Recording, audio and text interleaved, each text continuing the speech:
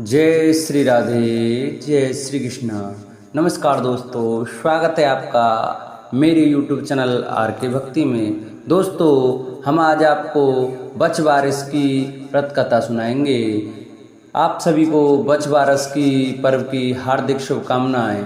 बच्छ बारिश का पर्व जन्माष्टमी के बाद भादों द्वादशी को बच्छ बारिश का पर्व मनाया जाता है।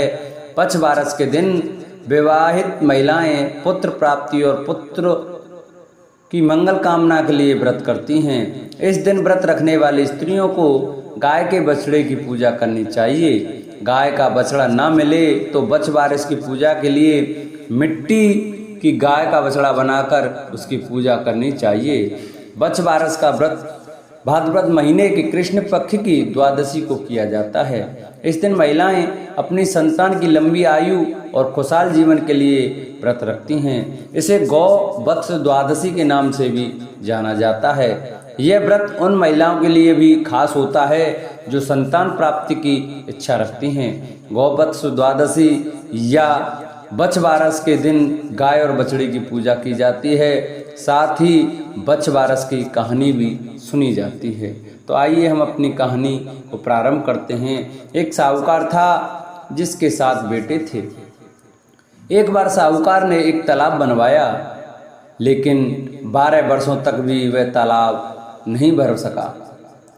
इससे परेशान होकर साहूकार कुछ विद्वान पंडितों के पास गया और उनसे पूछा कि इतने दिन हो गए लेकिन मेरा तालाब क्यों नहीं भरता। तब पंडितों ने कहा कि तुम्हें तुम्हारे बड़े बेटे या बड़े पोते की बलि देनी होगी, तब ही यह तालाब भरेगा। साहूकार ने पंडित की बात मानकर अपनी बहू को पियर भेज दिया। साहूकार की बड़ी बहू हमेशा बच्छ बारिश का व्रत करती थी। बड़ी बहू के पियर जाने के बाद साहूकार ने अपने बड़े बेटे के बेटे को बलि चढ़ा दी।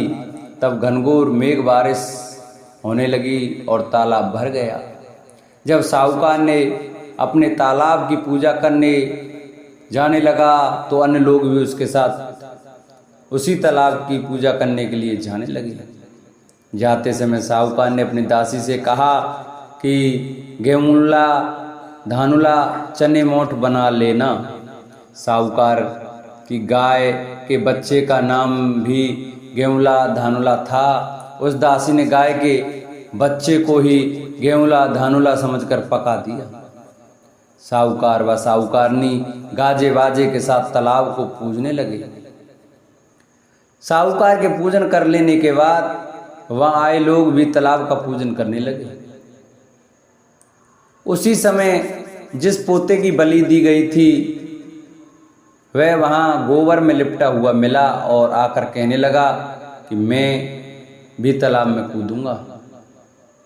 उस बच्चे को देखकर साहूकार ने कहा कि मैंने तो इसकी बलि दे दी थी जिससे ये तालाब भरा था, लेकिन गाय माता ने हमारी जान लाज रख ली और हमें हमारा पोता वापस दे दिया।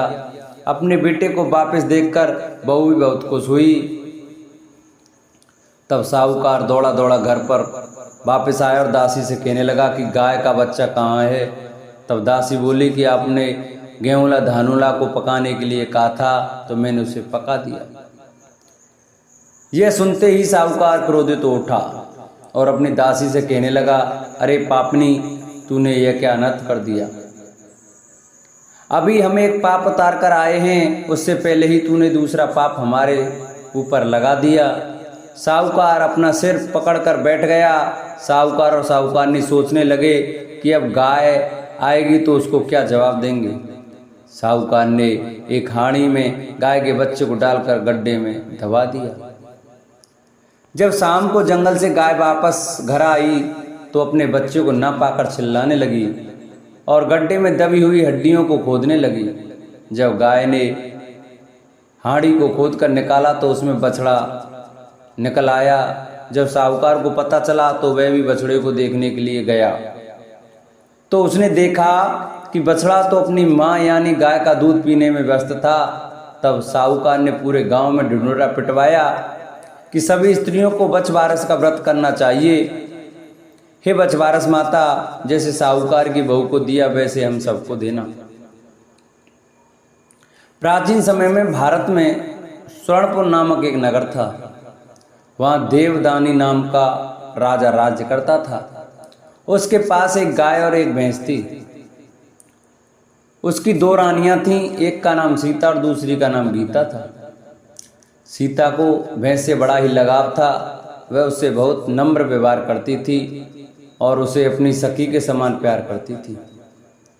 राजा की दूसरी रानी गीता गाय से सखी सहेली के समान और बछड़े से पुत्र समान प्यार और व्यवहार करती थी। यह देखकर भैंस ने एक दिन रानी सीता से कहा, गाय बछड़ा होने पर गीता रानी मुझसे ईर्ष्या करती है। इस पर सीता ने कहा, यदि ऐसी बात है तब मैं सब ठीक कर लूँगी।